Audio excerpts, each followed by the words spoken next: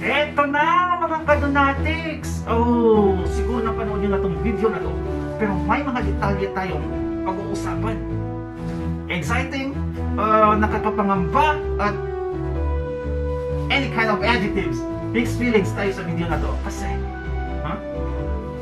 aside sa my sense of military coup or military takeover ang nangyayari sa Pinas, ang nangyayari ngayon sa atin is may silent martial law.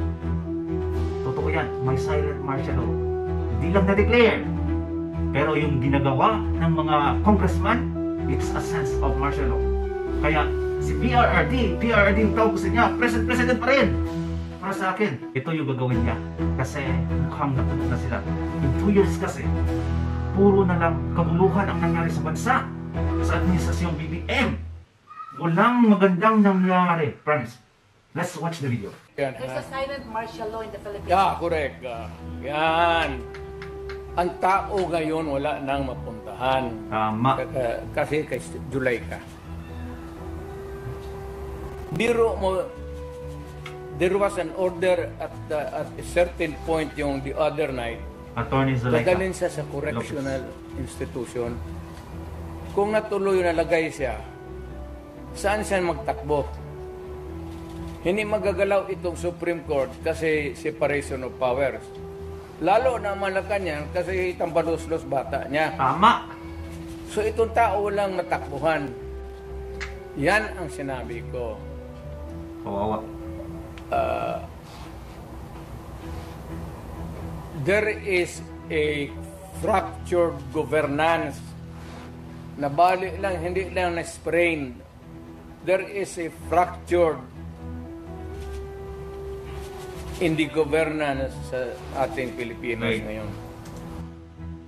Ang nangyari kasi, nung isang araw, biruin mo, hating gabi, hating gabi, itinransfer si Atty. Lopez. Saan? Sa criminal facility. Biruin mo, na-contempt lang, non-convicted non-convicted criminal, hindi, not even criminal. Pero gusto nilang ilagay sa criminal detention facility. What the heck is something wrong within the government? Really? Like, wala ka nang magagawa. Kung di nagkasakit, like, at the moment, siguro ando din siya sa criminal facility, nakasama niya mga convicted doon, ng mga criminals, who knows what will happen to her? Diba? Grabe. Yung sabi ni Tatay Digong, walang power ang Supreme Court niyan because may separate of powers. Hindi mo din mapuntahan yung nasa administration ngayon kasi tampalos-los yung kaso niya. It's a silent martial law. Tingnan nyo sa Congress. Kung gusto nila i-contempt, kahit wala namang saktong reason, you are contempt. Kasi yun nga ang nangyayari ngayon. Kaya si Tatay Digong, ayaw nang manahimik. Let's go. Walang makakorek niyan. Nobody can correct Marcos. Nobody can correct Romualdez. So, it is only the military who says. Kaya ang sabihin ko, kung gano'n rin ang presidente na in face of so many errors there, sabihin lang nila na ayaw na namin yung laro ninyo. Out kami dyan. Kasi kung walang military, yung laro nila, wala na. What do you mean out, Mayor? Getting out means... I don't know. Basta hindi yan kudita, hindi yan ano. Basta sabi lang military. You are... Ayaw niyang aminin na di kudeta. Pero yung sinabi niya na ayaw na namin, yung military magsabi na ayaw na namin, it's a sign of a kudeta. Ayaw na nilang sumunod sa gobyerno. That's really a kudeta. That's a coup. If ever my military take over, I will be on the line too. Let's go. Oppressing people, and you are spending our money like water. That's true. Pati kami in the coming days, mawawalaan kami ng aming retirement, magalaw. Hindi kami sasali sa inyo. Silent protest. Not taking orders at all. Not taking orders. Hindi silent protest. Military lang talaga. Oh, military silent protest na yun. Will not take orders from the commander-in-chief. Ayaw niyang aminin, but They will not take orders yeah. from the commander-in-chief. That's it. I like his idea. Sabihin na nga niya,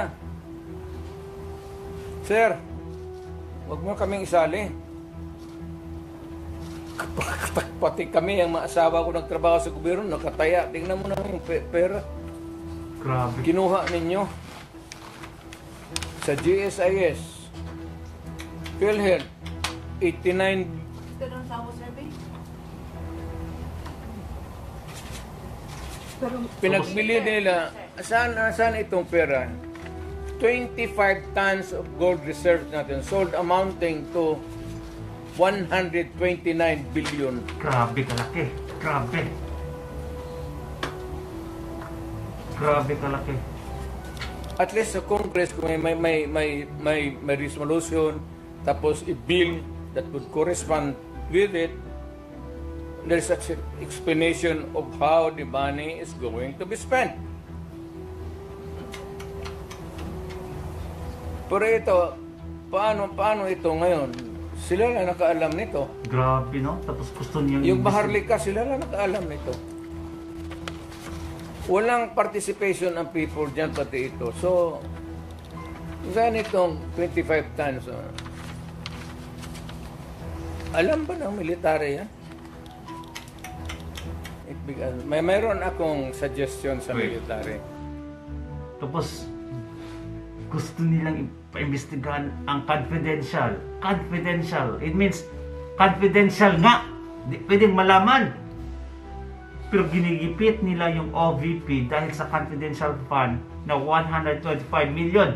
Pero yung billion-billion na nawala sa gobyerno, mga kunghang na nasa kongreso, mga crocodile, nabigyan kayo kaya ayaw nyong imbestigahan yan. Ngayon, ang gobyerno, si BBM, nagbenta pa ng gold reserve ng Pilipinas. Anong nangyari?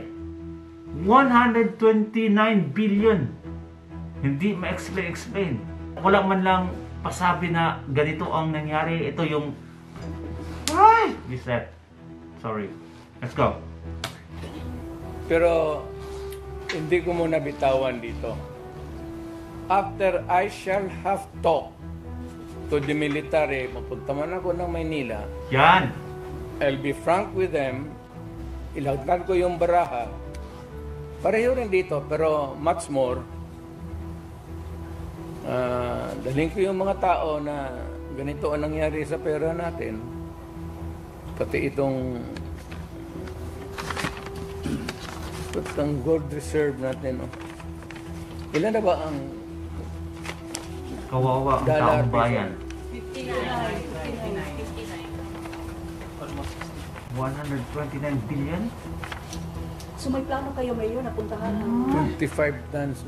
magpunta ng Camp Aguinaldo? Meron kayong plano? Naka-schedule ba? Ako? Hindi ako mapunta ng... Yung sabi mo kausapin mo, Sa ibang lugar. Hindi doon.